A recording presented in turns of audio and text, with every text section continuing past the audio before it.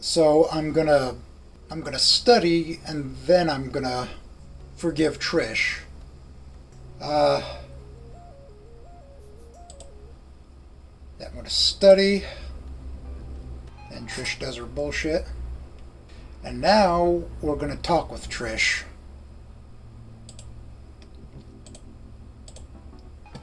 Alright, now we're gonna get Nurse back to health. He leaves. Alright, now let's see what happens. Alright, Nazar is gonna meet me in the auditorium. Alright, we're gonna start from right here because I think the dialogue is now different. Don't worry about it, I can take a hit or two. He silently nods. When you told me Fang could kiss you because you told her feelings, don't take it the worst case scenario, it's because I'm human. It's because I'm human, isn't it? Yeah, this is now different. Just picture the fucked up flipper, but hey, Hannah, this is... this is serious. So much for brevity. Nazar's looking torn up over himself. You blaming yourself or something? No, sort of, I don't know. I was thinking only of myself. I wasn't being understanding and I just unloaded it all on you. If you and Fang like each other, then that's not my problem. You're a nice guy, really. If she's happy, then I'm happy. I just want to know if she can forgive me for being harsh on you. I feel like it's one of those things she'd hate me for, right? Nazar's smile could at best be called fragile. I wouldn't worry about it too much right now. She's under a lot of pressure. Did something happen to her? Because of the stunt Trish pulled, she broke off with her in the band. Now she's refusing to leave my place out of fear and stress. I'm honestly feeling out of my depth here. There's really nothing I can do except be there for her. You're in a much better position to help her. You're her brother, after all. It's complicated. You know that. I suck at helping her. Remember earlier this year, that concert? She told me to kill myself, and the next day Trish came out lashing out at me. Telling me how my own sibling feels about me. How she'd be better off if I didn't exist. Yeah, this is all different. Now you're here telling me she's having a mental breakdown, which I didn't know. Hell, even Reed tells me how she's doing sometimes. Fucking hell. Tell me, why do I gotta hear about how Fang feels from Trish, Reed, and now you? What's so poisonous about me? She can't tell me this shit themselves. Why do I aggravate them so much? Dude, shut up for a second, man. Oh, God. I can only watch as Nazar breaks down in front of me, hands on his head in emotional turmoil. What did I ever do to her? Man, where did it all go wrong? Do you remember your life 4 or 5 years ago? Rather not. Things were simpler then, though. It was fine. We hung out, we had movie nights, she'd bring her friends, we all got along. Somewhere in there, shit just changed. Everyone just started talking about herbivores, genres, and other shit. I didn't think of fighting Fang for it, but then she changed her name. Started this whole non-binary thing. This pronoun thing took a while to get used to, but I was happy for her at first. Got along because I didn't want to step on her toes. I thought she'd be happier, but she only got more and more miserable and distant. I'd try helping her and everything would just get more insufferable every time. At some point Trish would just talk to me for her, and she would turn unbearable to talk to. Trish? Trish is not a bad girl. Yeah, I think this is going to get more into Trish's role in the whole thing. Trish is not a bad girl. But goddamn if she doesn't inculcate in Fang's head all the wrong things. Well, Fang needs you now to start putting the right things in her head again. Please help her. Annon, go away. I want to be alone for a second. What do I tell Fang when I get home? Just go. Taking one last look at Nazar as he sat motionless in the barely lit auditorium. Between Nazar not being any help and my injuries, my walk home feels like agony. My knee is back to not liking it when I bend it too much, and I'm taking careful breaths again. He was still upset when I left. Man, I'm 2 for 2 now in terms of not being able to do anything. What could I have done more? Still, I have enough strength to get home without any major problems. Fang, I'm... Lucy, I'm home. Oh, shit. My apartment door is locked, and I left my keys inside. Smooth. I bang my fist on the door. Well, Ma! Well, Ma! Fang, you in there? I'm changing, don't come in. Why? What do you mean, why? I took a shower, you dumbass.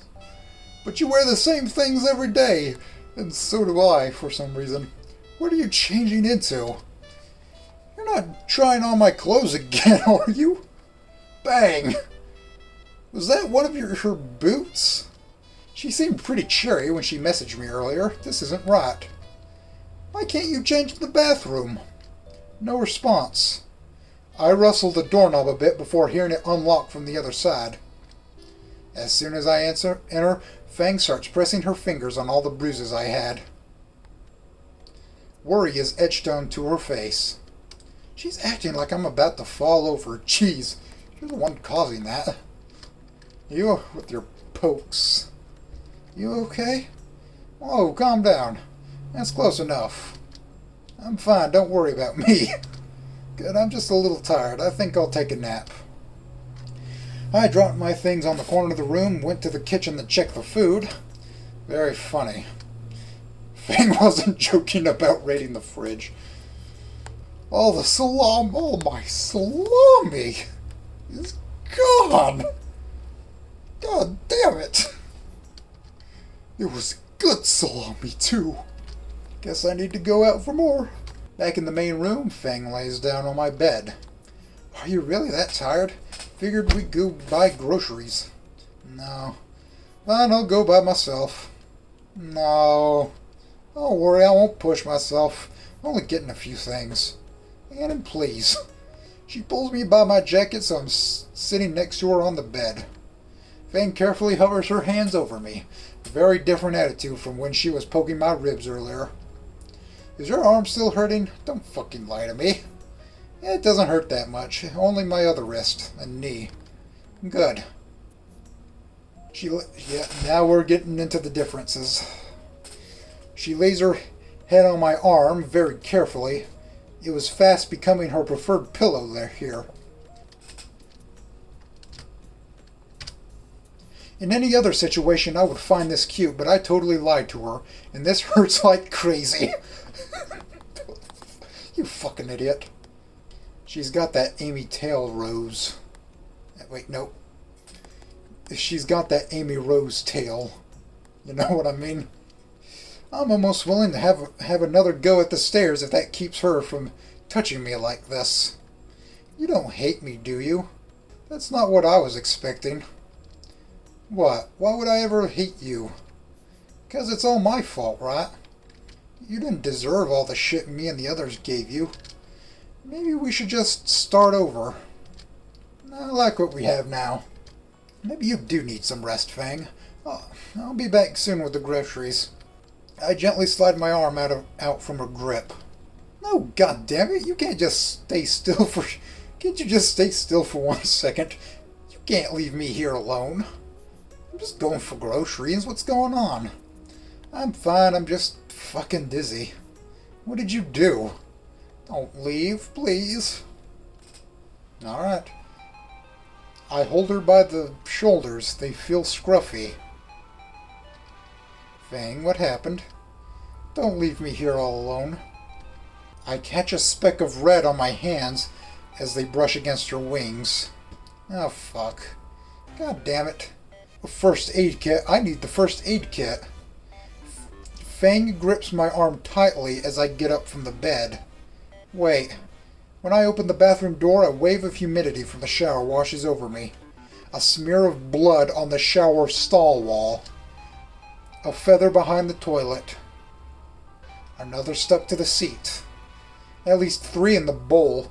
One of them still has blood in it. Fang. She huddles against the corner of my bed away from me. Now that I look at it, her wings do seem slightly thinner. Were you preening again? She hesitates for a moment before nodding. Yes. I couldn't stop doing it. It got really bad. There was blood everywhere. I spent all day cleaning it up. She looks like she's on the verge of tears. I don't know what to do. God fucking damn it. Fuck shit fuck. Fuck. I make us both some microwave dino nuggets and we silently eat on the floor. Groceries will have to wait for now. You think you'll be able to go to school tomorrow? No, but you'll fall behind in class. I'll drop out. Come on, Fang. I don't want to see anyone right now. What about Nazer? I talked to him earlier and... Fuck him. He can help you. He can go die. Fang, this isn't healthy. I can't help you through this alone. But you're good at it. Then take my advice. Tomorrow we go to school. You sort this out with him. Why not just get him to come here today? I don't think he'll come to Skin Row. Why are you so against this? It's Nazer. Nazer. Fang's head falls and she's let out a shuddering sigh. It's Trish. Trish will probably be there. I blocked her number. She kept messaging me. I forgot about her. And if she's been messaging Fang all day... Trish's last plan humiliated me in front of the entire school body. And all because I hung out with Fang. The fuck would she pull just to talk to Fang? Yeah, Trish. Fucking Trish. What about your parents? Have you even told them you're here? No fucking duh. Dad's mad. Big shucker there. And your mom? I don't know. Maybe she can help then. Fine, I'll text her, but I'm not going tomorrow. Alright. Rosalie. Whatever. She withdraws her phone from her pocket. Her fingers tap rapidly at the screen.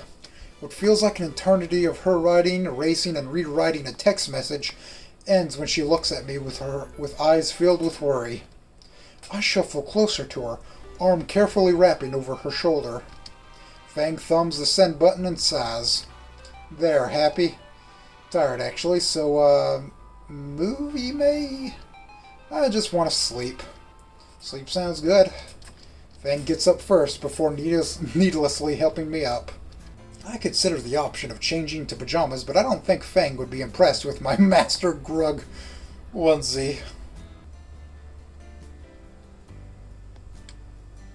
Fang slips into my bed first, her wings carefully laid behind her. I climb into the space she left for me, which she's quick to invade. Her head settles on my shoulder, and her wings once again act as a shared blanket. Night. That night, laying together with Fang, I dreamt of us escaping all of our problems. If only. Fang refused to leave again this morning. I originally told her I'd have to stay as well since I didn't want to risk her hurting herself again. She ended up swearing on her guitar she won't hurt herself again. I need to pick up her assignments for today as well. How did things end up like this? I can't do anything about Fang on my own, and Nazer, he isn't interested in helping, to say the least. You see Fang's brother beat on ANON yesterday? He's the star of the school, right? I've heard Fang has eloped with ANON. She was not at school yesterday. If that's the case, he's changed his mind already. Hey, ANON. I haven't noticed the two on the steps ahead of me. But Rosa noticed me, judging by her waving hand and overly cheerful smile. I guess I'll say hi. I'm not in a great mood today, but I should still say hi. Good morning, Stella. Morning, Rosa. ANON, you do not look so happy. Why? Indeed, a dark haze hangs heavy over your heart. Rosa and I give the green stegosaur a flat look. Don't worry about it. I'm just dealing with some heavy stuff right now. Oh dear. Did you finish a good series and feel that post-finale depression? That happens quite a bit. What? No. Because it was because of that one was it because that one pervy anime got cancelled? I wouldn't have pegged you as a fan of that kind of stuff. As I said before on my Plex server. No, Stella, it's not that. Oh, is it money related? Do you need money to get Fang a proper ring? Why would I need to get Fang a ring? Well, I heard from a guy who heard from Mr. Carl, who heard from... Get to the point. I heard that you and Fang are getting married. Married? I wish you both a happy marriage. Come on, I'll give you a reading here. I can tell how your future life together will be. Let me get my cards out. Stella, I'm not feeling it right now. Maybe later, alright? You shouldn't go about your day without this sort of knowledge. It can really help show your path forward. Stella, I don't care about your stupid readings. Please just leave me alone. Guilt hits me immediately when I see her shirk back. Ay, Dios mío, ANON! What is the matter with you? You're just acting horrible today. Sorry, Stella, just don't. Please tell us what has you down. Just Fang stuff. You know she hasn't been showing the school lately. She's actually been refusing to leave my apartment. You mean like... Now's not the time, Stella. Is it really that bad? She hasn't been taking recent events well. That's one way to put it. I do hate to see friends in trouble. I know Fang is a good girl at heart. Please, if there is anything we can do, Stella and I will try to be there. Rosa takes a piece of paper from her bag and hands it to me. My number, ANON, if you do need it. Thanks, Rosa. I'll think about it. Do you want a reading now? The school bells interrupt. Sorry, Stella, some other time. Aw. We all entered the school and split off to our homerooms. In class, it feels just like the beginning of the year. All alone. Naomi's apparently busy with the yearbook stuff. Trish and Reed have been ditching math. Not that I care, honestly. I just want to get home and make sure Fang is okay. Time passes so quickly that it's lunch now, and I already have my tray. I didn't even realize I was walking up to the stairs to the rooftop. My stupor is broken by the sight of Trish and Reed. Worry is etched in both their faces as they approach me. Worry that I do not want to be involved in at all. My feet carry me up the stairs quickly and away from the two band members. I pass through the broken threshold to the roof and manage to climb the ladder one-handed to the top of the stair enclosure. So Fang's not really coming back to school now. Doesn't want to talk to us, see? Damn it, where'd that skinny go? Come on, you're acting crazy. You acting crazy. Cray, Trish. It's his fault. If we can just get him to talk to Fang for us. She does. It's they, damn it. I hear a defeated sigh and retreating footsteps. I feel like Neo after dodging that shit.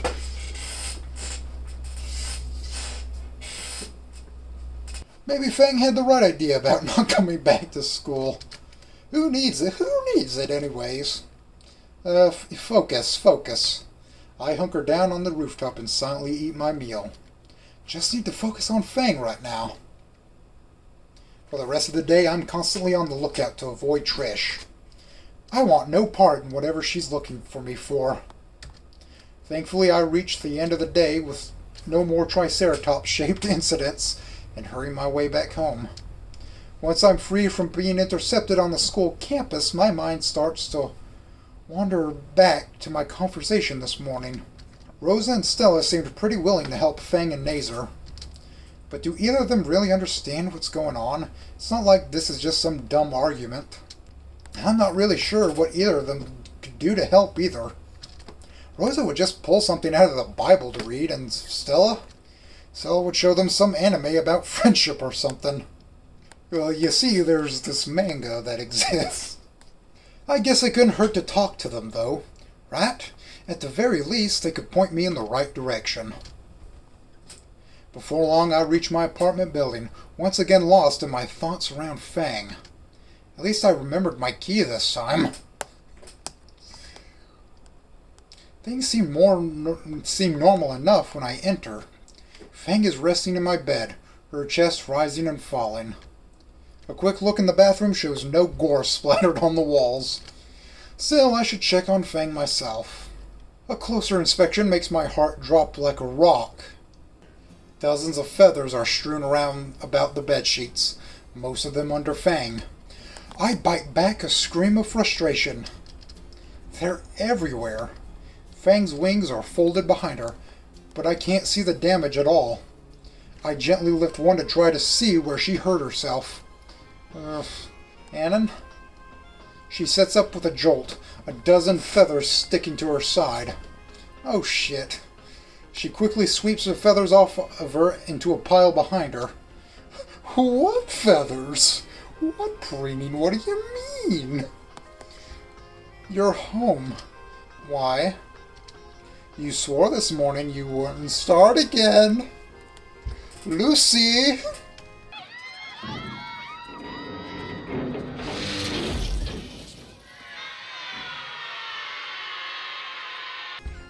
These aren't my feathers, they just look like this. Fang stretches her wings out. Sure enough, there's no fresh blood on them. Then what? My gaze shifts to my pillow. That's as rude as it gets. I pick it up and a chunk of down falls out a hole ripped in the side. I glance back at Fang in bewilderment. She casts her head aside in shame. I mean, it's not self-harm, but why? Well, I was looking for something to watch online, and I was about to see a movie, but when I get a call. It said it was Reed, and I remembered what you said yesterday. So I got myself ready to talk to him, since it's what you'd want me to do. And it wasn't Reed. Trish used his phone. I couldn't stop myself from ripping something. I'm sorry. Hey, I scooched closer to her on the bed and put an arm around her. She turns around and buries her face in my collar. Don't worry about the pillow. I'm more worried about you. You can't just hide here forever, you know. I'm not going out for a good meal. We're out of food here anyways. Are you able to go somewhere if it's with me? I feel her head nod against my chest. I'll place a reservation at Moe's. Why don't you clean the feathers off your arms? She slowly lets go and gets up for the bathroom to get ready. When the door clicks, I call Rosa. Yes? I need your help with Fang. I'll be glad to help as best I can. This is a long shot, but can you get Nazer to Dynamo's Pizza and Little Trudon,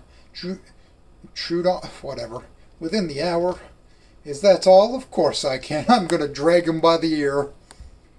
And I'm going to have a newspaper ready. I'm going to have my slipper ready. I will go get him now. He doesn't have ears. He has ear holes that you could jab your finger in and pull you along. She hangs up on me. The bathroom door swings open and Fang throws a fistful of down into the kitchen trash can. What does that mean, down? Like, it's obviously the feathers? Okay, I'm ready. Great. Think we could catch the next bus in 10 minutes if... I think we can catch the next bus in 10 minutes if we leave now. For all the heartache and mental anguish I've been through these past few days, there's one good thing to come out of it. I'm on an actual date. Such a dweeb, ANON. I feel my cheeks warm up as Fang's fingers interlock with mine. We're in Moe's reception now. In hindsight, I should have called Moe too. Hey, my little Lucy, back again so soon. I fucking love this guy. I can feel Fang flinch as her barrel-chested uncle hobbles towards us. He's a motherfucking T-Rex. And you brought Anon. Must be date night then. Yeah, the date night. Please don't tell that. Of course, I know old Rip would just keel over. Thanks, Mo. No problem, no problem. Now let's get you two settled in. Jerry, get that table clean now! Motherfucker! We wait a little longer in the foyer as the overworked employees scrub the booth table clean. So's you two official nows? I notice a fluffy white wing slowly wrap itself onto over my shoulder. I now look like I have a feathered cloak hiding my Patero girlfriend from view. Yeah, we are, Mo. I don't know if I'm wincing at the awkwardness or the pain from Fang's claws digging into my hand. Ow. Probably both. Mo laughs regardless. In that case, I'll make sure that your date night goes perfectly. The old T-Rex leads us to our clean table and set up about lighting the lone candle there with an extra long barbecue lighter. There we go. Don't worry about the menu, kids. I'll set yous up right. When I take my seat across from Fang, she gets up to sit next to me and lays her head against my shoulder. Wasn't expecting it to be free. Your uncle's pretty nice. Yeah, he's nice. We sit a while listening to the soft music playing through the cheap speakers. It only now occurs to me Fang might not like the sudden appearance of her brother. You holding up so far? I'm fragile, but I'm not that fragile. Come on. Certainly had me fooled. She bumps her elbow into my side. Ow. My phone buzzes in my pocket, probably Rosa. I discreetly peek at the notification. She's here already. I crane my neck around to see Rosa enter, dragging a horrified Nazer by the arm. I knew it. I knew it. Suddenly my stomach tightens and I'm having second thoughts about this horrible idea. Rosa spots me through the lattice and her face lights up. I cover my eyes with one hand and slump in my seat. Anon, Fang, what a happy coincidence to see you two here. What a coinky-dink. Is this what you dragged me here for, Rosa? Fang's voice is an angry hiss in my ear. What did you do? I'm here with you. Just give it 5 minutes. I am so not buying you a new pillow. Rosa practically shoves Nazer into the seat across from me and sits down herself. Rosa, I thought you wanted to talk about the gardening club budget. He's quick to turn his glare from the Latina to me. What's all this about, Anon?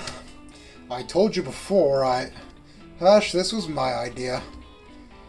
You were just telling me in the car you were having struggles with your sister. Yeah, but go ahead and try talking to Fang about it. Fang shifts in her seat to get up, and I squeeze her hand to get her to stop. Ugh. Well, I guess I want to say, all right, I brought the breadsticks for the lovely couple. Rosa slams her head under the table. Whoa, Nazer. I see you finally dumped that strumpet. I told you she was bad for you, I did. Do I know how to call them or what? Bo's powerful jaw clicks shut when he notices our unenthused stares. This ain't a double date, ain't it? Thank you for the breadsticks, Mo, but it's not the best salmon. Mo drags over a chair with his tail and sits in it with his tiny arms on the backrest. Nobody tells me nothing anymore from your family, you twos, but I got a good idea what this be about. Mo, you really don't have to. Don't think I haven't noticed how little Lucy there looks. Even little Nazer looks like he has had the shit kicked out of him. All Mo can intuit what's happening. As for Nazer's new lady friend and you, please give us a little privacy. Family matters are best handled by the family. Best handled by the family. Fang turns a worried look my way as her claw once again digs into my hand. An old memory flashes in my head. If it worked for Nazer, it'll be fine, Fang. I'll be nearby. I draw her into a hug and my cheek rubs softly against her long beak. I pull away to see Fang with a luminescent blush across her cheek. Those markings on her when she turned on the black light was never explained. Why did that happen? Why was she like that? I shuffle out of the booth and stand next to Rosa. Jerry, get these to a table and some mozzarella sticks. The overworked busman brought us to a small table on the opposite end of the restaurant. Guess this isn't the first time this kind of thing has happened. So, now what, Rosa? Mr. Mo said it best. Family matters are solved by familia. We just sit and wait now. She grimaces as her eyes sweep over the menu. Is there any vegetarian options here? Why not the pasta? I am watching my figure, Anon. I hope Mo can solve this quickly. You know, this is to help you too, Anon. What? You yourself look like you are struggling with something. Let me hear your troubles, Anon. My troubles? I'll look across the room to see Nazer and Fang actually laughing with Mo. My heart clenches as I wish I was there with Fang. Is it your new relationship? That and other 100 things. Let it out. There is no need to bottle up these anxieties of yours. It was if a bulwark broke. It's not my kind of buck breaking, you know. The words spilled from my lips at so rapid a pace I feared Rosa wouldn't understand. I told her everything. From how I wound up at Volcano High, all my inner turmoil there, even my romantic failings.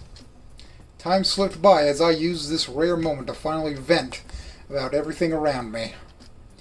And through it all, Rosa simply smiled and nodded.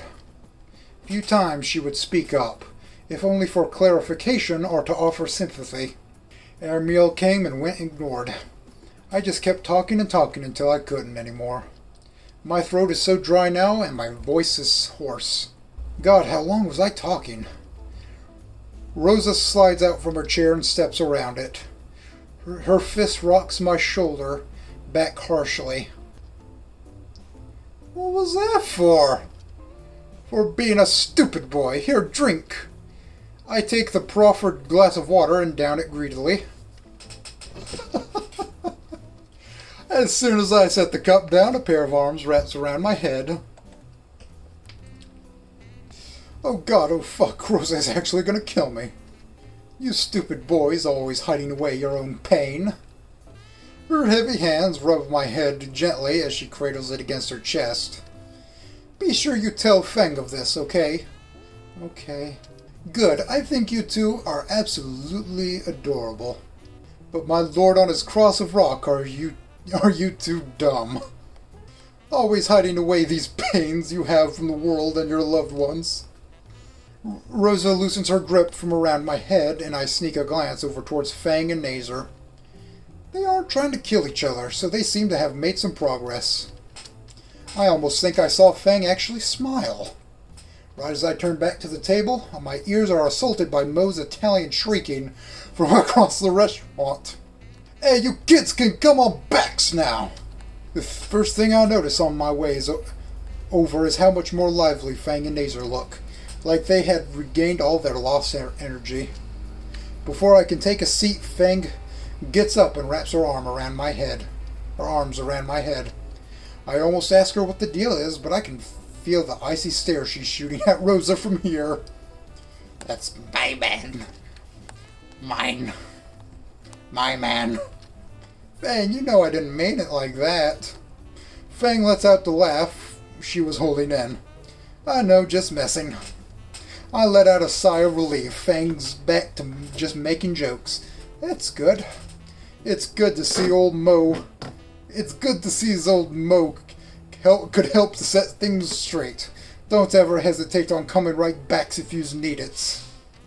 And good job getting yourself A better half, Neza. She's a better looker than your old lady friend. Wait, Rosa isn't my... Naomi and I are still... I knows you're probably all heartbroken about the breakup, but don't do it in front of your new girl, Neza. Mo rushes off before Nazer can finish his sentence, leaving the four of us alone once again. I promptly take my place in the booth next to Fang, feeling her clawed fingers lock with my own. Rose, on the other hand, took a seat of conspicuous distance from Nazer, and I'm not quite sure who looks more embarrassed. The rest of the time at Moe's goes by pretty well. Whatever family trick up his tiny sleeve seemed to have worked. Fang is more calm than I've seen her in months. Nazer is talking and laughing without having to walk through a verbal minefield. And from everyone's mood alone, I feel like a burden is lifted off my shoulders. Dinner is lively, and Rosa offers to take Fang and I home. Fang agrees and returns to her place with Nazer. She drops me off back at my place, and I return Fang's backpack to her. After locking the door, I collapse on my bed, completely spent. I forgot to get a new pillow.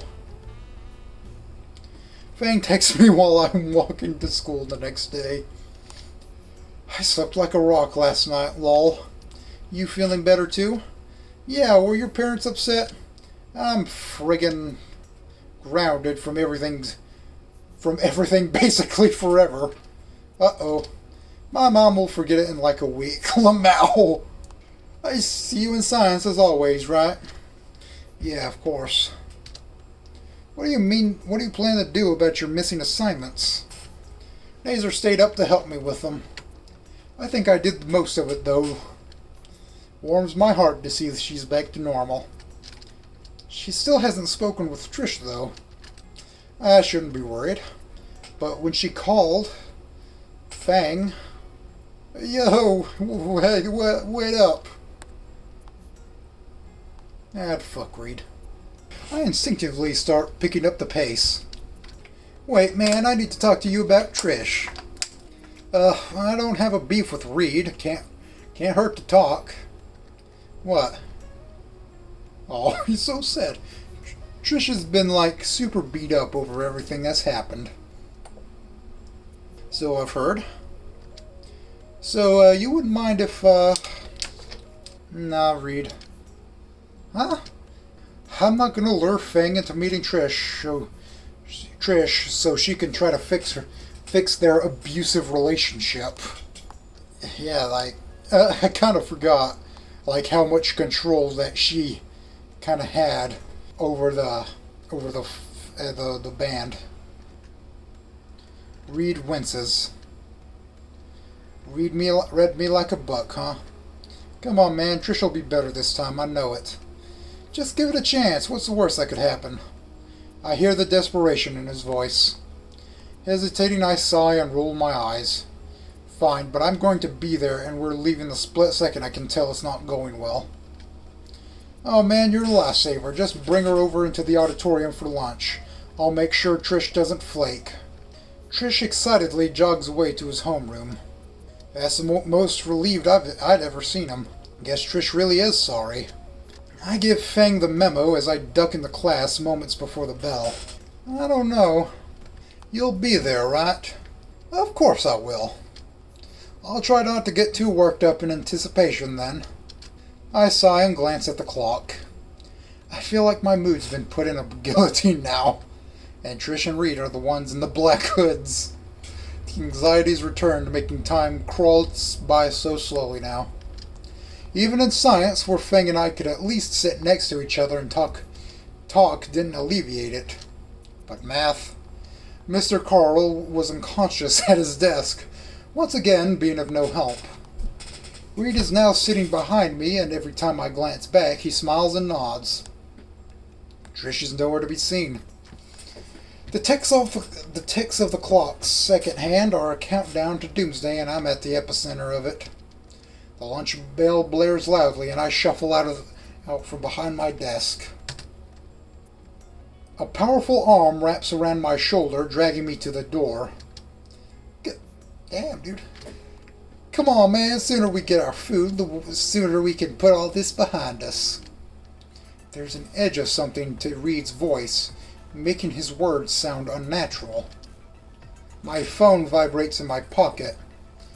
When I reach for it, Reed bumps me. What you want for lunch? What are they serving? Another buzz in my pocket. Well, I think it's mystery meatloaf and pizza today. And another. One sec. Yo, the line's moving. I'm bumped forward in line by Reed. My phone is vibrating non-stop now. Reed, what are you? Just trying to get us some grub before we see Trish and Fang. Don't want to do this on an empty stomach, right? I get my phone out at last to see. Yo, so the pizza, right? Let's get the pizza. Reed, what is it with you right now? I glance at my phone screen to see 10 messages, all from Fang. Reed pushes me forward and my phone hits the floor. God damn it, Reed. I got it, Annon. No, you don't. He scoops up my phone and pockets it. You fucking asshole. Food first. Come on, man. Come on. Reed, seriously, what the fuck is up with you? What? Nothing, man. Just us two getting some food, right? Right? Give me back my phone, Reed. Sorry. I drop my tray and make a break down the hall towards the auditorium. Reed is chasing close behind, only a few feet behind me. Annon, wait. I think I'm managing to outpace him. I just need to turn the corner and it's on the other end of the hall. I hear Reed's footsteps get further away and stop for a split second. Did he give up? What the fuck? Water sprays from the ceiling and the halls are quickly crowded with screaming students running for their lives, and the teachers trying fruitlessly to keep them calm. Reed, you dirty bastard! I'm shoved aside from all angles by the student body. Just a dozen more feet to the door. I finally managed to get my hand on the handle and... What is Trish doing? I love his fluffy tail, dude. Sorry, man. He's got me in a chokehold with one arm.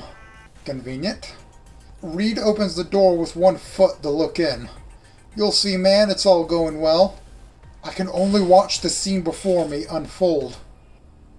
Why don't you want to talk about it? Please talk to me, please. It's been days. Didn't you have enough time to think about it already? Fuck off from my life already. No, Fang, I won't. I helped you, remember? I want to keep helping you.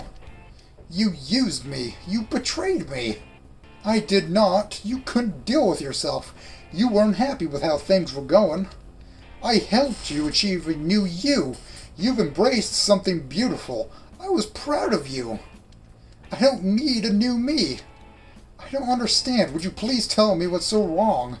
Please, Trish, stop talking to me. But why? Stop yelling. What about the other guys? What about the band? You ruined everything. It was supposed to be fun. Oh, please tell me. You just took control of everything. We were doing what you wanted all the time. We voted to know what to do next. And we only did what you wanted because I thought you'd be okay with it. If you didn't agree with anything I did, then you should have just told me. You should have known. You're confusing me. It was your idea. You were the one who wanted us to take the band more seriously, and I did. I was just doing what you wanted because I thought it would have made us happier. Reed's chokehold is making my wounds flare up again. Can't I just die right here? You didn't answer about the band. What about worm drama? I don't know, Trish. It's okay. It's over, okay? I was hoping you were just taking a time off to cool off and reconsider. What's happening to you, Fang? I don't know who you are anymore, Trish. You did something that's making me question years. You did something that's making me question years of my life. Wasted years. Because of him? That's what it is? You're really gonna just throw away our entire life together, since we were kids up until now, just as we're about to make it. No, I didn't mean it. Every time I offered you a shoulder to cry on, the songs we wrote, the stories we came up with, all gone, is that it? And for fucking what? For a fucking bum you met a few months ago? Is this what you want? To become a trailer wife? To do absolutely fucking nothing all day in between getting beaten up and feeding little brats to the benefit of some penniless nobody. I was always here for you. We do everything together. And this is how you thank me? By kicking me out of your life to become a cum dumpster for this worthless prion? Do you not see what's wrong here? You told me when the year started, you were scared shitless. You weren't going to amount to anything in life. Are we in this together or not? If not, you'll dive headfirst into exactly that. You'll be a nobody. Remember, I still have the messages. Look. You know I'm right. I'm always right. Answer me. Reed lets go of my neck completely. He wordlessly puts his hands in his pockets and withdraws my phone. The phone is dropped limply in my palm, and Reed turns away silently. I only caught a glimpse of it, but I saw the disappointment in his eyes. I stand back up and throw the door open. Silence washes over the room. Eventually, Fang takes a deep breath and lets it all out. Lets it out before facing Trish again. Fuck off. Just fuck off from my life, Trish. Trish shoots me another of those petty glares before dashing out the side door. Fang holds a seat down and sits in it with her knees to her chest, covering herself with her wings. I sit next to her and she starts silently weeping into her knees. I reach through the wings and find a hand to hold. The lunch bell comes and goes, as does the tardy bell for music class. We ended up ditching the last few classes and just go back to my apartment again. April 1st. Fang and I have been together a month now.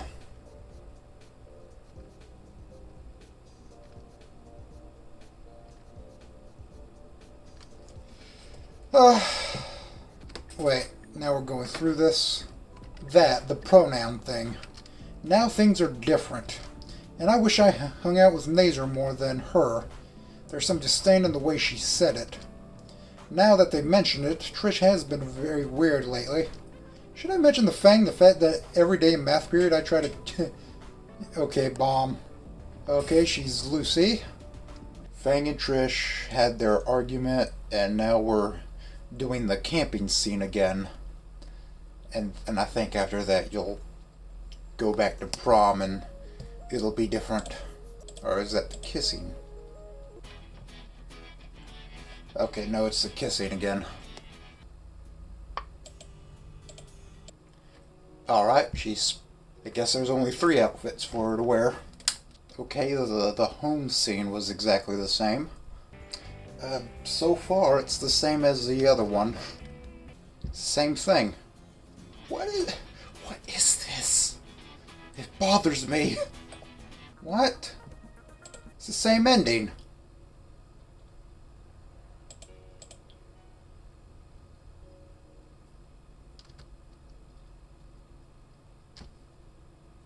Same ending. What the hell? What do I do?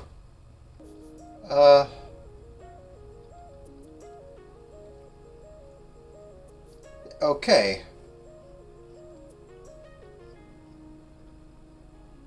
Yeah, here we have the art. I thought it was going to be completely different. Guess I'll do the whole thing again. Don't want to piss off the caveman. Not my place to pry. Stay silent. Joking. Stay quiet. Maybe staying quiet is part of it. Wait, what? Go back. Hold up.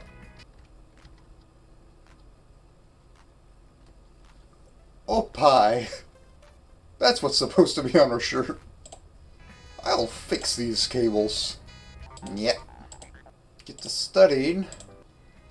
But we're gonna talk with Trish.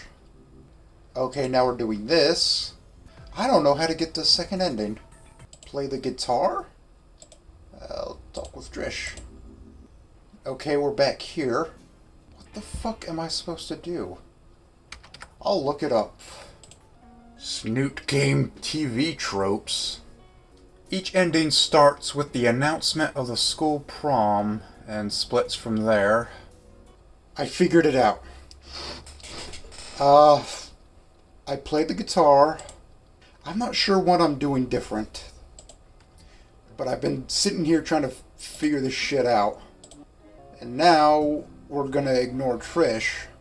I think when you have your first scene with Fang where she's on the rooftop with her preening, maybe that has to do with it. Ignore Trish. I don't know, man. But now everything's different.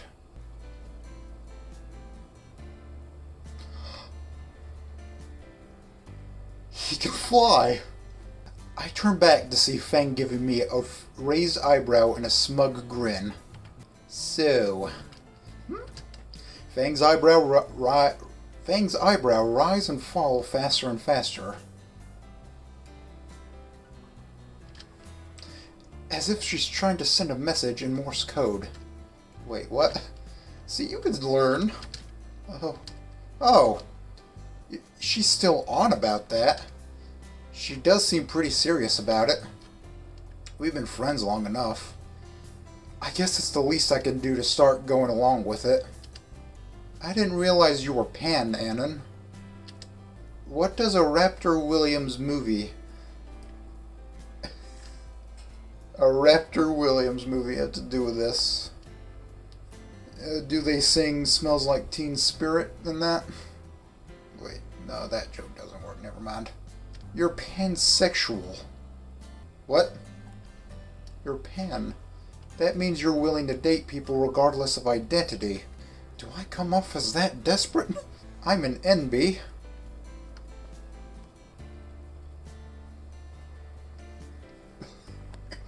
You recognize me, we're dating, therefore you are pan. Fang deserves a gold medal at the Mental Gymnastic Olympics. Even the French would give that routine a 10 out of 10. 10 out of 10. Anyways, mumbling again. Prom, you want to go together? Maybe? Perhaps? Which is worse, the panty stuff or prom? Nah. Prom is like, so lame, you know? I get you, not to mention a waste of money. Money better spent on actual good stuff. Like Carf. In the distance, I can hear Reed rebuffing my attempt to try his product. Yeah, booze. Yeah, totally, like prom cash is way better spent on fun stuff like liquor. In fact, we totally should. Should what? Have our own prom, just the two of us, with booze, and blackjack, and hookers. I considered the idea for a moment. Just Fang, me, and a few dozen cans of beer somewhere. Fuck yeah, dude. Fuck yeah. Quiet down, you in the back. Oops. Crap, the assignment. You're still worried about that? I flipped the page over to reveal the second half, which we only have about 10 minutes to finish. It's just the one assignment. There's already no way you can finish, right? Just relax. Take a break now and then. I worriedly glance at the page again. Maybe they're right. Sure.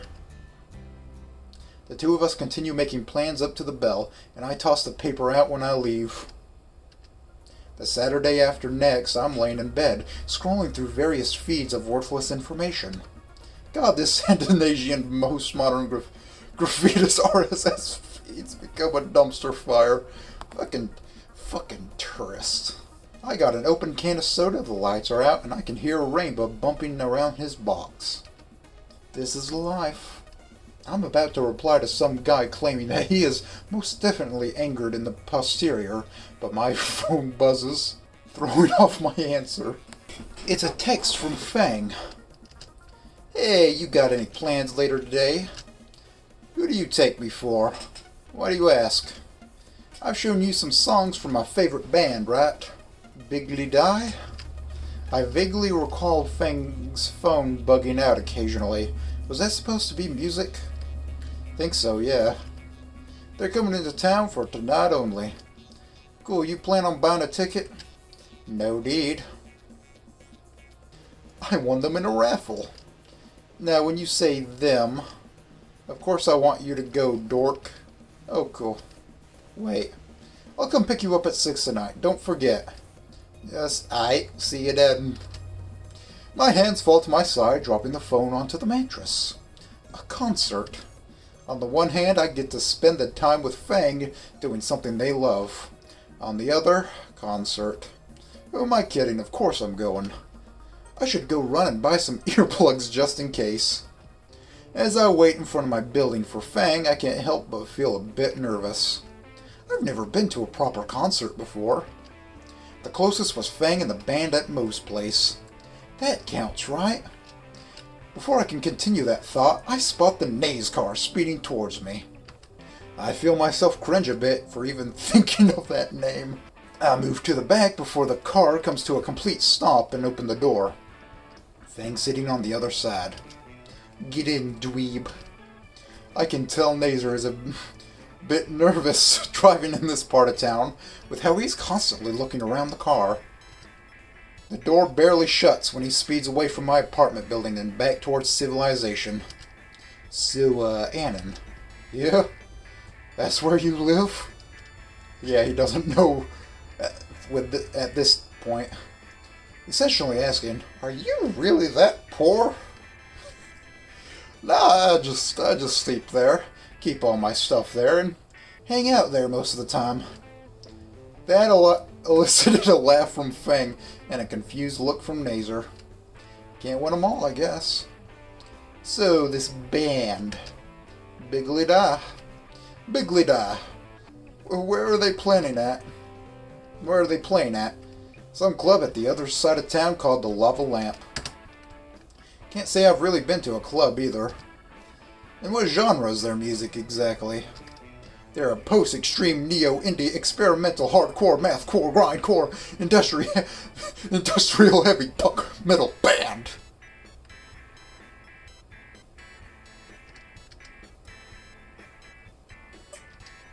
With an emphasis on creative expression and a down-to-earth worldview that just really speaks to me. That's the kind of stuff I wish we could have played on in our band, but Trish never thought it was marketable enough. English Einstein. Blender noises. Thank you. Oh, fuck both of you.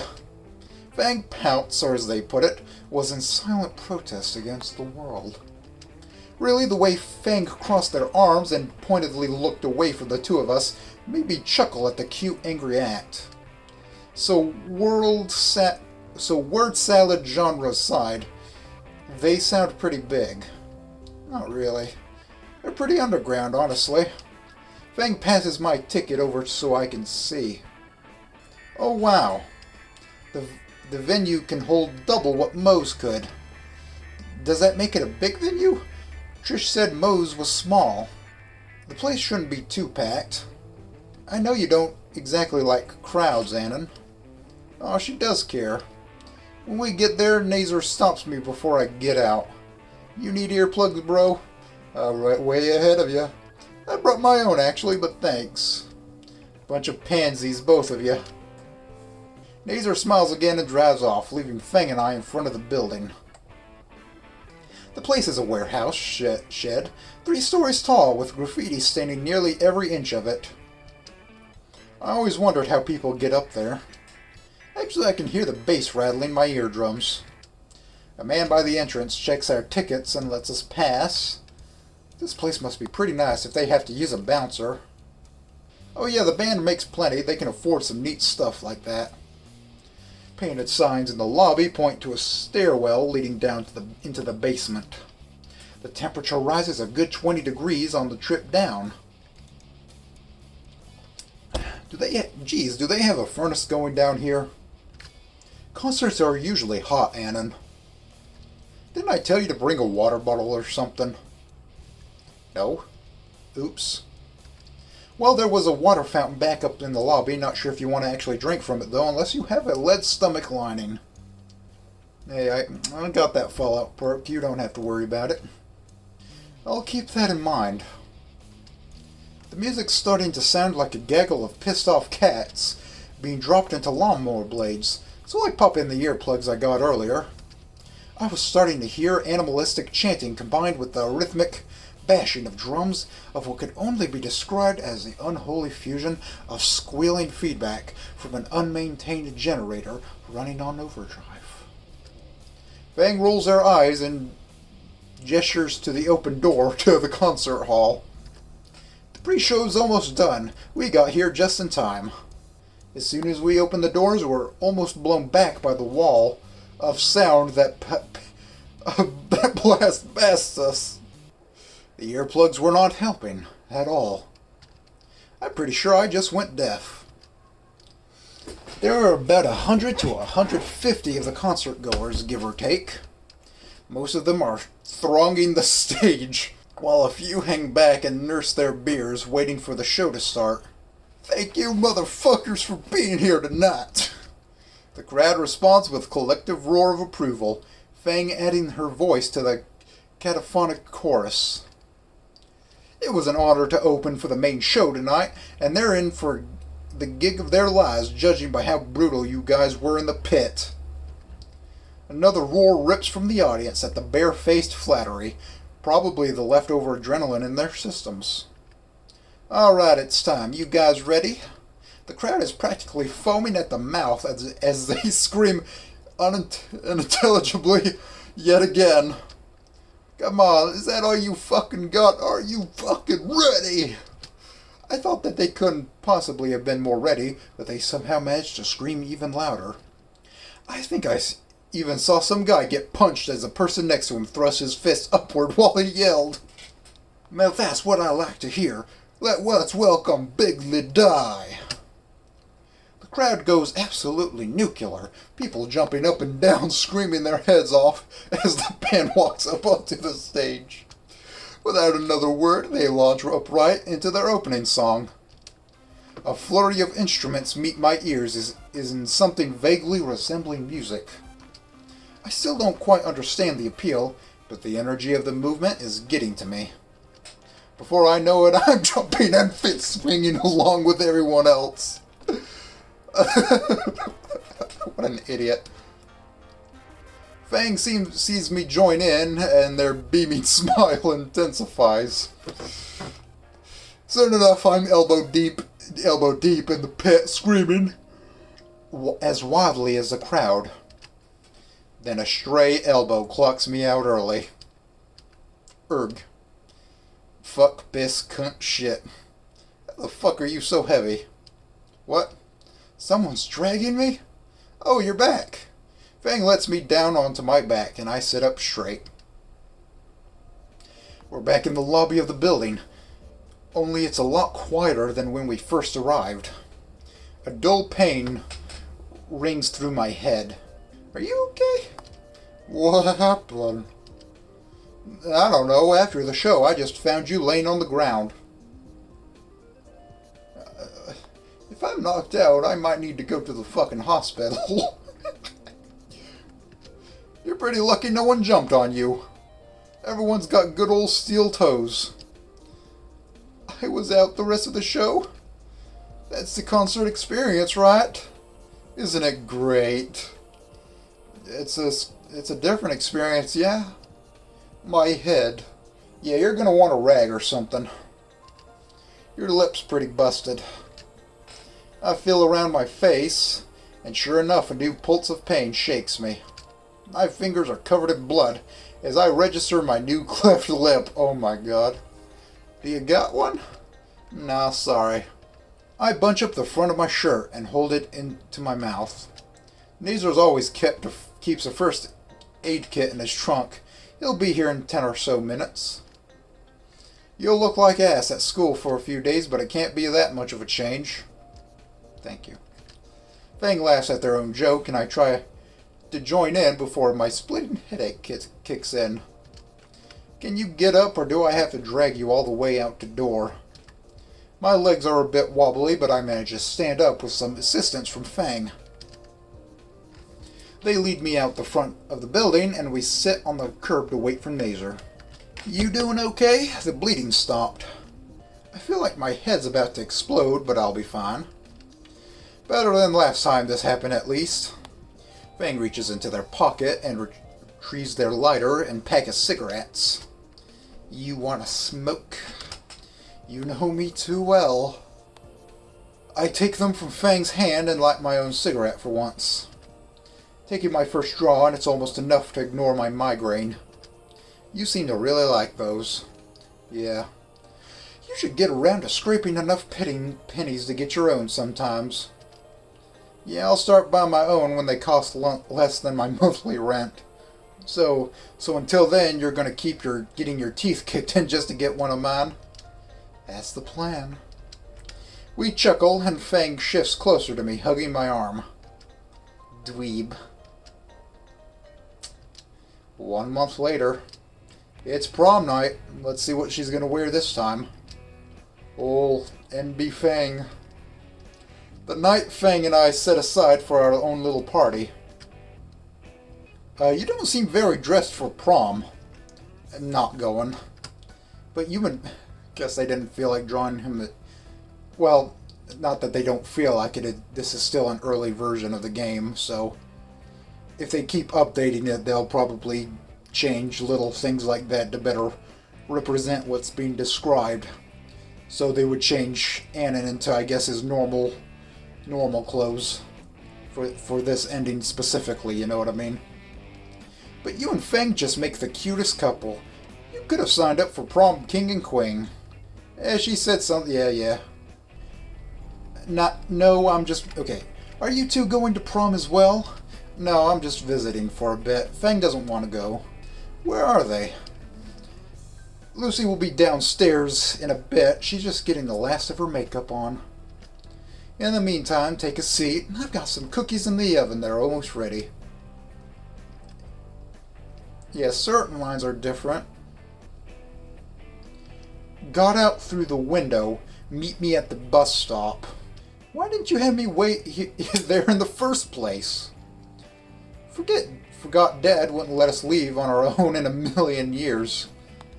Not in a million years. Just make something up and get out of there. Oh. I shift a bit in my seat, and Fang's father notices my face has gone a bit pale. Something wrong, son? Yeah, actually. I get up from the sofa and start inching towards the door. Sorry, I gotta go early. He squints distrustfully. Already? Lucy hasn't even come downstairs yet. Yeah, sorry, emergency came up. I gotta feed my pet Roomba. I power walk to the exit. This chilling voice freezes me when I grab the doorknob. Hold it. Roomba? Yeah, that's my dog's name, yeah. It is an absolute blessing that I'm facing the door. Cold sweat is pouring down my face, threatening to drip off my forehead. If it wasn't for my suit jacket, he would definitely see the spreading patches around my armpits.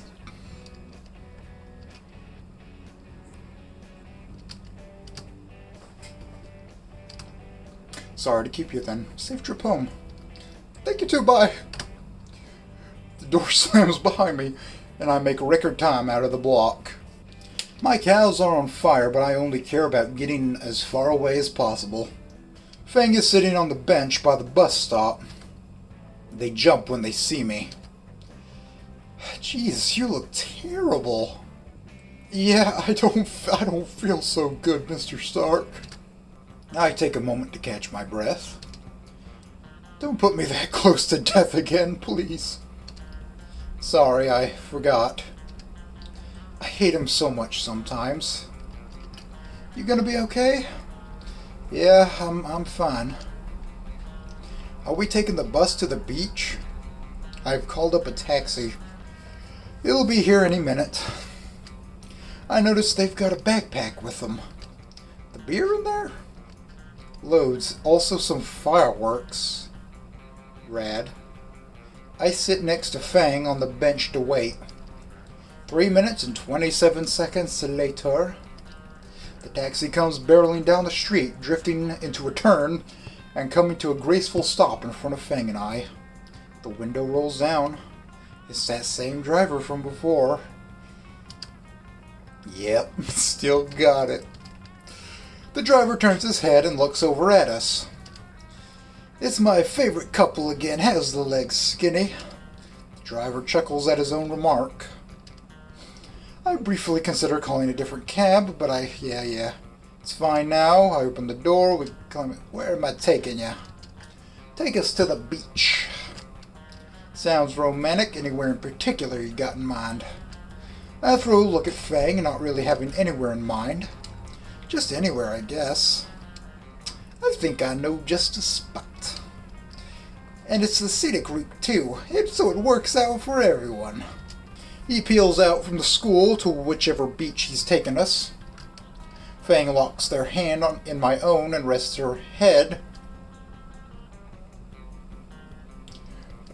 on my shoulder during the silent drive. In the rear view mirror, the driver makes eye contact with me. The bottom of his eye curls, and I know exactly what he's thinking. His hand darts to the radio knob. Don't. Fang throws their head back in disgust. Ugh. Man, you hate getting tips, don't you? I get something much better. Take my word for it. Like what? 2 songs and 30s ran red lights later. We reach wherever it is he took us. Here we are, best point at the beach. $27.80. I pay the toll in crumpled 5s, 1s, and exact change. Oh yeah, Skin Row, that's right. Anywho, have fun, you two. We climb out the back of the cab, and the driver gives me a wink before the taxi screeches away in a cloud of sand and carbon monoxide. We have to be the only two who ever ride in that thing. Now it's just us, alone. I take Fang by the hand and we make our way down to the beach. There isn't a single other person in sight. Perfect. I have no clue what the fuck I'm doing right now. How about we find a spot to sit then? Yeah, sounds like a plan. The waves have receded far back, letting us walk along the soft sand more easily. And after some time, we find some kind of hidden shoal, only now revealed thanks to the low tide. This looks like a good place. Fang drops the backpack in the sand and promptly unzips it, retrieving 2 beer cans from inside. I take one from their extended hand and pull the tab open. To all those fucking losers who went to prom. I take a sip and my face immediately contorts. It's been a while since I've drank this shit. God, there was this little family get-together that I went to, and there was a cooler filled with soda and cans of beer. That was some shit right there. Oh, I forgot what it was exactly, but that shit was rough. I mixed it with my Dr. Pepper, just to soften the taste. Meanwhile, Fang chugs half of their can and laughs at me. Don't tell me you're a lightweight. Fang wants to go? Let's fucking go. Oh, fuck you. I grabbed a fresh can and ran my pocket knife in the bottom, raising the hole to my mouth as I pulled the tab. Woohoo! I finish the can and look up to see that Fang now has a firework in their hand. They plant it a few feet away and light the fuse way too close to the base. It zips off seconds later and explodes in a red burst after a few moments. Oh, we're gonna get arrested, aren't we? Oh, hell yeah, this is way better than prom. What do you think after they're doing there anyways? Who cares? Naomi got her stupid crown and is probably sucking Nazar's dick in the locker room or something.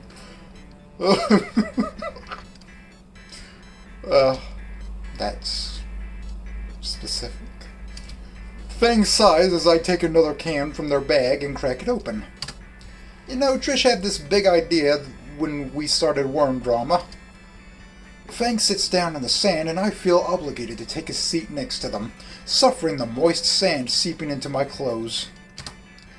We were going to play a show at prom and everyone was going to love us, and it was going to be our big break, like she always said. Now, fuck. Now Trish went and did all that to you, and now none of that's happening. Fuck her. You know, part of me thought you two would just hate fuck and be done with it. Man, I wish. That's not happening. Why not? I finish the beer and toss the can into the sand. You littering fuck. Better keep this party going. I just wish everything could go back to the way it was before all that bullshit. Fang takes a sip from her can as I grab another. You shit it. Are you already drunk? Looks like you are a lightweight after all. It's all a bunch of bullshit. School is bullshit and prom is bullshit and everything is bullshit. Not you though. You're not bullshit. Everything was great till fucking Trish done did me dirty and turned it into Rock Bottom 2.0. Are we gonna learn more about Rock Bottom? I actually have friends in life and shit. And not come off as a fucking retard for once. Fuck Trish and fuck Naomi too. Tap tap tap on that glass. Yeah, fuck that bitch Naomi. Fang downs the rest of her can and reaches for another. Yeah, fuck that bitch. Controlling freak probably does Nazar's homework. I bring my can up for another swig, but it's empty. Fucking bitch, even stealing my booze. What the fuck? I reach my hand, 2 hands, 4 hands, what the fuck? I reach into the bag and find more liquid substance and pop the top and chug it all at once. Fuck her and her stupid plans and trying to fix people. Now you're wasted. The fuck I am. I bring my can up for another swig, but it's empty again. How does that pink bitch keep doing it? Always putting her nose into everything. How's Fang in it? What have you and Fang been up to? I'm mumbling again. What a bitch. That pampered princess always acting like she's right. Now she's just got Nazar just wound up around her stupid finger. Poor fucking Nazar, even if his head looks like a perfect circle. What the fuck? Why is she laughing? You're mumbling, you dumbass. Must have thought something funny. Yeah, poor Nazar. Who the fuck did he even hook up with her anyways? He's so worried about everyone. Oh, I always see him fretting about you. You wouldn't believe how much that pisses Naomi off. I can just imagine her now. No, stop paying attention to Fang. Where? The fuck's her deal anyways? Trying to fix Fang. Like, not her shit to fix. Not mine either. Fix? Did I just fuck up? Say something? You said Naomi was trying to fix me. Oh, fuck.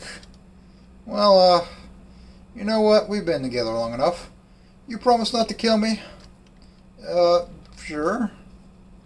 So, Naomi, right? She's bugging me constantly when I first got here about dumb stuff. As she does, yes. Well, yeah, well, you fucking hate her and she fucking hates you and all. And she got me to start dating you. She thought I was some super cool magic guy that would make you normal or whatever. Naomi put you up to dating me? She tried, yeah. Something about wanting all of Nazar's attention because she thinks you're a screw-up. Shows what she knows, right? Probably couldn't fix you if I tried. You goddamn idiot. Fang's eyebrows furrow. You think I need fixing? I mean, no more than anyone else. Everyone's got their problems, you know. Like me, I'm too nice to people. I'm too fucking nice of a person.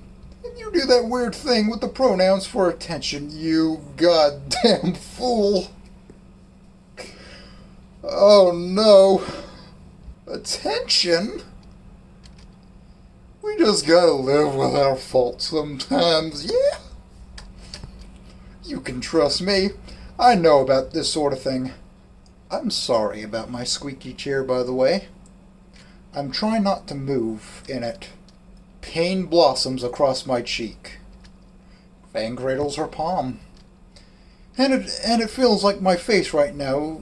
And if it feels anything like my face right now, she's gotta be hurting. What the fuck is wrong with you? How could you say this is for attention? What attention? You know this is who I am. What, a girl with daddy issues?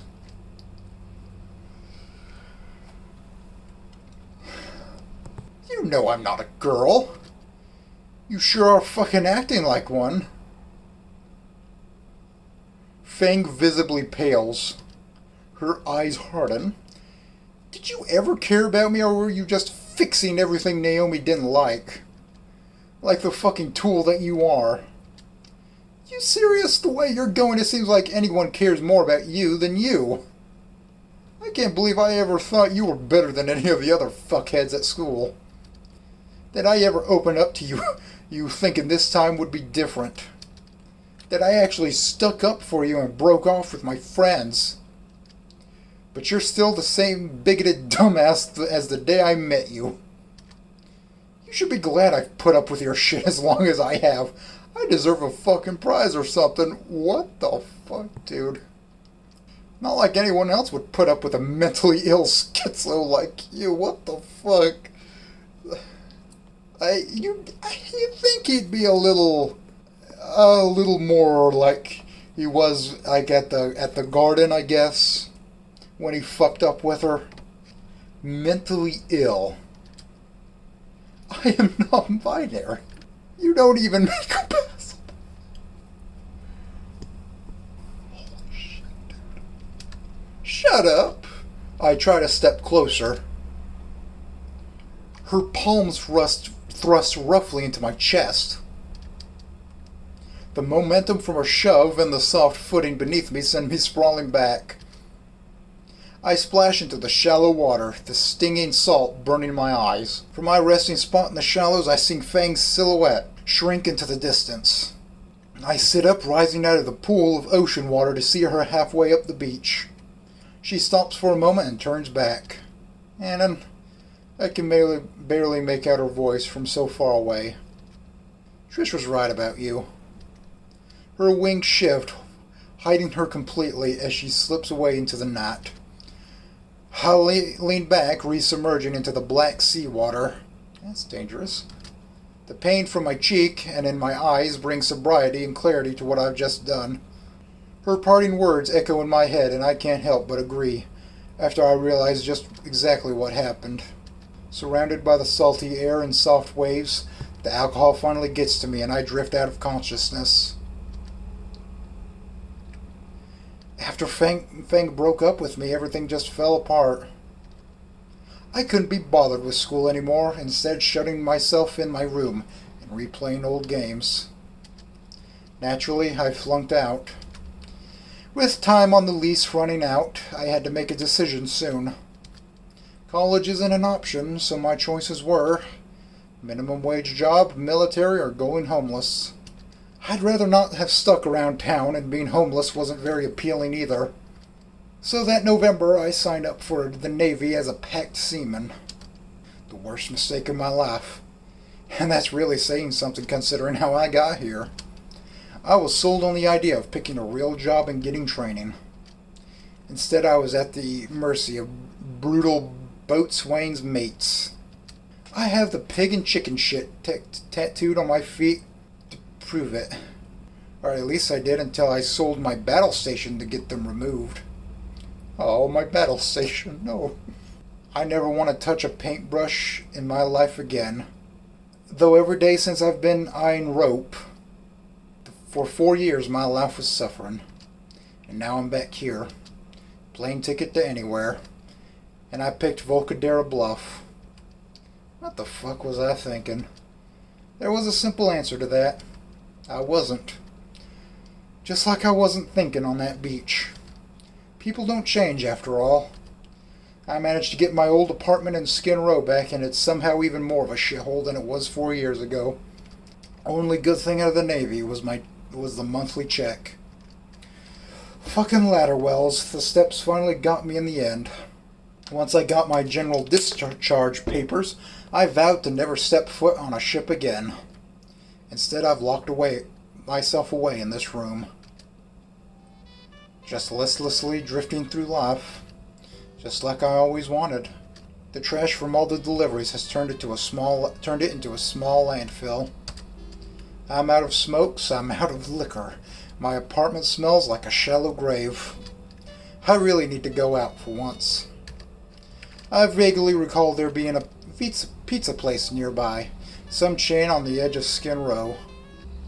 Pizza always helps, and it's cheap. And there's a smoke shop nearby. With that plan settled, I grabbed the jacket I haven't worn in weeks. Give it a quick small check before putting it on and heading for the door. As I walk through the front of the building, I feel the burning bright light of the setting sun searing my eyes. It's like you're getting skull fucked by one of Stoney's light bars. Oh dear. After stumbling around like Helen Keller for a few moments, my eyes finally adjust to the sunlight, and I start making my way down the street.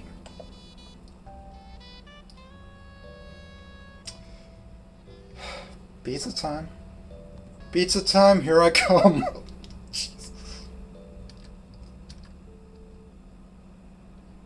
This is the most unique looking art in the whole game. It's morose and grey out. Clouds hang heavy and blots the sun out.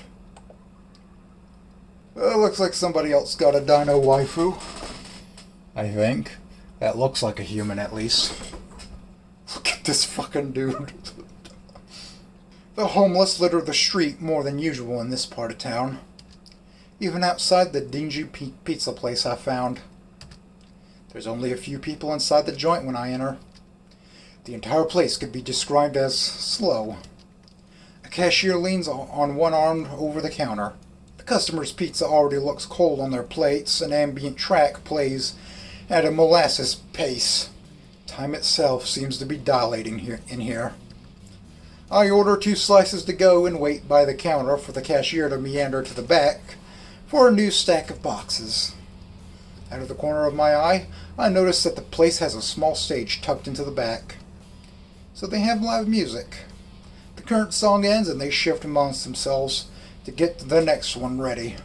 The drummer taps his drumsticks together and starts a basic percussion line. After a few beats, the dreary singing begins and I feel my heart drop. No matter how much of my memory I repress, I could never forget that voice. I throw an inconspicuous glance across the room and confirm my suspicions.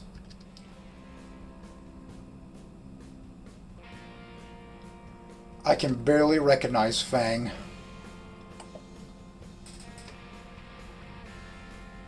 A part of me denies that the person up on stage could have been her. My more rational side, however, clarifies that it's Fang up there, singing a song I know by heart. The years have not been kind to her. Her long gray hair is now totally shaved off, and she has tattoos down both of her arms. The thick black eyeliner makes her once bright amber eyes seem dull, and the expression on her face is one of absolute misery. The other two don't look any better off either. I don't think Fang's seen me yet, or doesn't recognize me. We're a few years older now, a few years wiser, maybe just a bit worse off. The cashier returns with some cardboard boxes and packs my order into a neatly folded package. I stay and wait, watching her, hoping for her to look at me, recognize me, that I'm the only one here who cares to watch her play here. Finally, her eyes cast over the audience, looking over them, looking over me. Her gaze just passes me by, even though I'm the only person looking, only one looking. She doesn't recognize me. It's sobering. I guess that was it. It was fun pretending this might go somewhere. She recognized me, drops her instruments, and comes to my arms, and we date again. We forgive ourselves, and we start over. I let out a small sigh. I hesitate with the box in my hand. Fang is right there. I could take everything back, everything that went wrong, all because of that fight. If I try talking to her, she might forgive me. Give us both a fresh start. Things could go back to the way they were, back before. Trish was right about you. I really should go get those smokes. I take one last look of Fang. To further cement in my mind I'm making the right choice. I couldn't save her. Why would I save her? In her infinite talent, can't she see she's a dump? I saw it. She's smart. I'm a dope. Yet why does she do that to herself? The bell on the door jingles its farewell, and I open the box to eat the first slice. As the taste of cardboard fills my mouth, I try to erase the last few minutes from my memory. But I know it won't ever leave. None of my memories will. I can just picture Fang, looking like a junkie, like she does now in that pizzeria, playing to an audience of nobody, judging me and how I'm living from now on. And I'll say, yes, Fang, I live on a pension alone in my apartment, playing games and watching movies and sleeping. It's all I could ever want, because I don't want much in the first place. And she'll probably scream at me, unload her frustrations on me, call me selfish, and I'll just say goodbye, Fang. It could have been a painful way of going our own way. Now, after some possibly pleasant time playing catch-up. But the thought of coming back to my apartment alone with my pizza, watching a movie on my TV, undisturbed, with no judgment for my appearance or the place I live, it fills me with relief. It's all I ever wanted. It's all I'll ever need. Goodbye, Fang. It was nice seeing you again, I suppose. Because I haven't changed. People never change. ANON and the Infinite Sandus.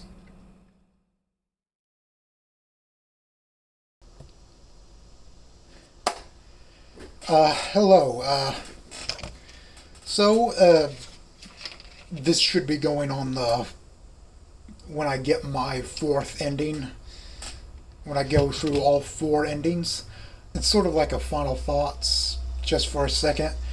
The actual game got delayed right here. So you can read through that, and which again, when it's 2022, I'll do it. Endings are dictated by accumulation of character development, and this is something that I cut out, but I was just sitting here thinking, is it like a points system like Final Fantasy X, where you get, if you like talk to Lulu a certain amount of times, you get like a little bit of extra dialogue with her or something like that? So, okay, fucking with the cables does have something to do with the ending you get, I guess. Endings are dictated by the accumulation of character development, for lack of a better term, points for both ANON and Fang, which are tied to whether or not the things you've done and said help or hurt either of your mental states. Ending 1 is low development for both. Ending 2 is moderate development for Fang, but little for ANON. 3 is ANON development with little for Fang, and 4 is near maximum development for both. Don't fuck with those cables, son. Trust and carve. Okay, so I was wondering what really mattered at the end of the day. I still think I'm pretty much accurate on the choices you make actually mattering for your ending. Now, apparently, there's a couple of things going on. One, you know how, okay, the new Vampire Masquerade game, Vampires the Masquerade, I think it's called, the new one that's coming out, apparently a writer just got let go and all the stuff they wrote had to get thrown out, which is this is a trend that's been happening lately with video games, and it's my favorite thing in the world so far. What the fuck, man? But the reason that type of thing happened here is because one of the original writers wrote Harry Potter fan fiction porn or whatever. And I'm just sitting here like, if it's like from the final book, from like those versions of the characters, fine. I don't give a shit.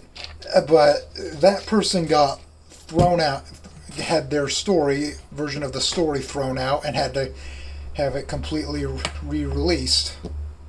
And if you go on the Discord for this game and mention Snoot game, you get banned. Which is pretty cool behavior from a bunch of grown adults, you know what I mean? Back in 2010, nobody acted like this. Nobody on the internet acted like children. Hell, the children acted more like adults than these grown-ass adults do. What the fuck happened? Like, they're making it pretty hard for me to look forward to this game. You know? Don't make me not like you. You know, I mean... Oh, and one more thing. Apparently what the actual games is about is accepting somebody when they're like this. You know what I mean? But, which it's something I can, obviously I can get behind it, I guess. But, you see this little sticker here? This is the equivalent, to me, of honk if you're a yiffy. That makes things a bit harder to swallow, to me, you know what I mean? Caldera Fest 277. Okay. But this is the character sheet for Aries. 5'9". Yes, a little bit shorter than me. Inner wing, outer wing, and all that nonsense. Those claws that'll hurt when grabbing on something very specific. That's about all I really had to say for the actual game when that comes out. There's no need to act like a child over a parody. You know what I mean? Even if it has a few words in it that you might not like. I hope it's good. Because I really like the trailer. I really like that little song that played in the trailer when you turn it down. It's one of those songs where if it's loud, you're not going to like what you're hearing. But if you turn it down to a very reasonable volume, I think it sounds very nice. But that's about all I have to say, and that's the end of this series. Fang. See you next time. Art. New art. What the fuck?